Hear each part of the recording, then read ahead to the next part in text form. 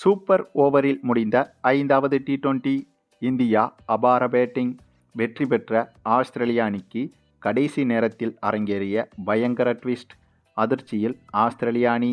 அதாவது இந்தியா மற்றும் ஆஸ்திரேலியா அணிகளுக்கு எதிரான கிரிக்கெட் தொடர் என்பது ஆஸ்திரேலியாவில் வைத்து தற்போது நடைபெற்று வருகிறது. 3 ஒருநாள் போட்டிகள், அதனைத் தொடர்ந்து 5 டி20 போட்டிகள் கொண்ட தொடரில் இந்திய அணி விளையாடி வருகிறது. ஏற்கனவே 3 ஒருநாள் போட்டிகள் கொண்ட தொடரில் 2 போட்டிகளில் ஆஸ்திரேலிய அணியும் 1 போட்டியில் இந்திய அணியும் வெற்றி பெற்றதால் அந்த தொடரை ஆஸ்திரேலிய அணி கைப்பற்றியிருந்தது. அதனைத் தொடர்ந்து 5 டி20 போட்டிகள் கொண்ட கிரிக்கெட் தொடர் நடைபெற்று வருகிறது. இந்த 5 போட்டிகளில் ஏற்கனவே 4 போட்டிகள் முடிவடைந்திருந்தது. அதில் முதல் போட்டி மழையால் முற்றிலும் தடைப்பட்டு முடிவில்லாமல் போட்டி தடைப்பட்டது. அதனைத் தொடர்ந்து 2வது டி20 போட்டியில் ஆஸ்திரேலிய அணி வெற்றி பெற்றது. அதற்கு பிறகு நடைபெற்ற 3வது டி20 போட்டியிலும் 4வது டி20 போட்டியிலும் இந்திய அணி வெற்றி பெற்றிருந்தது. இதனால் இந்த 5 டி20 போட்டிகள் கொண்ட தொடரை 2-1 என்ற கணக்கில் இந்திய அணிதான் முன்னிலையிலும் இருந்தது. மேலும் கடைசியாக நடைபெற இருக்கும் 5வது டி20 போட்டியில் இந்திய அணி வெற்றி பெற்றுவிட்டால் இந்த டி20 தொடரை கைப்பற்றிவிடும். ஒருவேளை இந்த போட்டியில் ஆஸ்திரேலிய அணி வெற்றி பெற்றுவிட்டால் இந்த தொடரை ஆஸ்திரேலிய அணி சமன் செய்துவிடும். அதே சமயம் ஒருநாள் தொடரை இந்திய அணி இழந்ததால் கண்டிப்பாக இந்த டி20 தொடரை இந்திய அணி கைப்பற்றியே ஆக வேண்டிய கட்டாயத்திலும் இருக்கிறது. அதன் வெளிப்பாடாகத்தான் 3வது டி20 போட்டியிலும் 4வது டி20 போட்டியிலும் இந்திய அணி வீரர்கள் சிறப்பாக விளையாடி வெற்றி பெற வைத்தனர். இந்த நிலையில்தான் தற்போது இந்திய ரசிகர்கள் எதிர்பார்த்த 5வது டி20 போட்டி நடைபெற்றது. இந்த போட்டி தொடங்கி வரலாற்றில் முதல் முறையாக இந்திய அணிக்கு டாஸ் என்பது விழுந்தது. ஆமாங்க, அப்படித்தான் சொல்ல வேண்டியுள்ளது. ஏனென்றால் கடந்த சில மாதங்களாகவே, ஏன் கடந்த சில வருடங்கள் என்று கூட சொல்லலாம், அந்தளவுக்கு கடந்த சில காலங்களாகவே கிரிக்கெட் போட்டிகளில் இந்திய அணி டாஸை வெல்வது என்பது மிகவும் அரிதான செயலாக இருக்கிறது.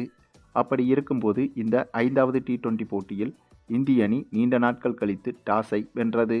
அதனைத் தொடர்ந்து பேட்டிங்கையும் தேர்வு செய்திருந்தது இந்திய அணி. பின்னர் பேட்டிங் செய்ய களமிறங்கிய இந்திய அணியை பொறுத்தவரையில் 4வது டி20 போட்டி போலவே இந்த போட்டியிலும் அனைத்து பேட்ஸ்மேன்களும் ஓரளவுக்கு சிறப்பாக விளையாடியிருந்தனர். அதுவும் எந்த ஒரு பேட்ஸ்மேனும் இந்த 5வது டி20 போட்டியில் அரை சதத்தை தொடவில்லை. ஆனால் அனைவருமே குறைந்தபட்சம் 20 ரன்களையாவது தொட்டுவிட்டனர். 20 ரன்கள், 21 ரன்கள், 28 ரன்கள், 37 ரன்கள், 44 ரன்கள், 41 ரன்கள் என இப்படியாக ஆவரேஜாக ரன்களை குவிக்க, இதனால் 20 ஓவர்கள் முடிவில் இந்திய அணி 203 ரன்கள் வரை எடுத்துவிட்டது. இந்த போட்டியில் அதிகபட்சமாக நம்ம சூரியகுமார் யாதவ் 44 ரன்கள் வரை எடுத்திருந்தார். அதனைத் தொடர்ந்து வாஷிங்டன் சுந்தரான நம்முடைய தமிழக வீரர் இவரும் அதிகபட்சமாக 41 ரன்கள் வரை எடுத்திருந்தார். இவர்களால் தான் இந்திய அணி இந்த போட்டியில் 203 ரன்கள் எடுப்பதற்கு காரணமாகவும் இருந்தது. மேலும் இந்த பிச்சில் இந்த இலக்கு என்பது மிகவும் கடினமான இலக்குதான். ஆகவே இப்படிப்பட்ட மிகப்பெரிய டார்கெட்டை இந்திய அணி நிர்ணயித்ததால் முதல் இன்னிங்ஸின் முடிவிலேயே இந்த போட்டியில் இந்திய அணி வெற்றி பெறுவது ஏறக்குறைய உறுதியாகிவிட்டது. அந்த சூழலில்தான் இந்த ரன்களை சேசிங் செய்ய களமிறங்கியது ஆஸ்திரேலிய அணி. அப்படியாக களமிறங்கிய ஆஸ்திரேலிய அணியை பொறுத்தவரையில் ஆரம்பம் முதலே அதிரடியாகத்தான் விளையாடினார்கள். ஆனால் முதல் 8 ஓவர்கள் வரை ஆஸ்திரேலியா பேட்ஸ்மேன்கள் எதிர்பார்த்த அளவுக்கு ரன்களை சேர்க்க முடியவில்லை.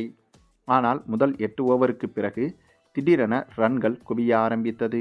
அதாவது முதல் 8 ஓவருக்கு பிறகு பிச்சின் தன்மை என்பது முழுக்க முழுக்க பேட்டிங்கிற்கு சாதகமாக மாறியது. இதனால் அதை பயன்படுத்தி கொண்ட ஆஸ்திரேலிய அணியினர் முதல் 8 ஓவர்களில் வெறும் 2 விக்கெட்டை மட்டுமே இழந்திருந்த சமயத்தில் 8 ஓவருக்கு பிறகு அதிரடியாக விளையாடத் தொடங்கினார்கள். அதுவும் முதல் 8 ஓவருக்கு பிறகு ஆஸ்திரேலிய அணியின் பேட்ஸ்மேன்களை இந்திய பவுலர்களால் சுத்தமாக கட்டுப்படுத்த முடியவில்லை. அந்தளவுக்கு ஆஸ்திரேலியா பேட்ஸ்மேன்கள் சூப்பராக விளையாட, இதனால் ஒரு கட்டத்தில் இந்த போட்டியில் ஆஸ்திரேலிய அணி வெற்றி பெற்றே விட்டது என்று கூட சொல்லலாம். ஆமாங்க, சரியாக 19வது ஓவர் முடியும் போது ஆஸ்திரேலிய அணி வெறும் 4 விக்கெட்டுகளை மட்டுமே இழந்திருந்தது. அப்போது ஆஸ்திரேலிய அணி வெற்றி பெறுவதற்கு வெறும் 9 ரன்கள் மட்டுமே தான் தேவைப்பட்டது. அந்த சமயத்தில் கடைசி ஓவரை நம்ம ஹர்ஷ்தீப் சிங் வீச, அந்த ஓவரில் கண்டிப்பாக ஆஸ்திரேலிய அணி எளிதாக வெற்றி பெற்றுவிடும் என்று தான் நினைத்தனர். ஆனால் நம்முடைய ஹர்ஷ்தீப் சிங் அந்த ஓவரை ஓரளவுக்கு சிறப்பாக வீச, இதனால் அந்த கடைசி ஓவரில் ஆஸ்திரேலிய அணியால் வெறும் 8 ரன்கள் தான் எடுக்க முடிந்தது. இதனால் இந்த போட்டி சமனிலும் முடிந்தது. இதன் காரணமாக இந்த போட்டி சூப்பர் ஓவருக்கும் சென்றது.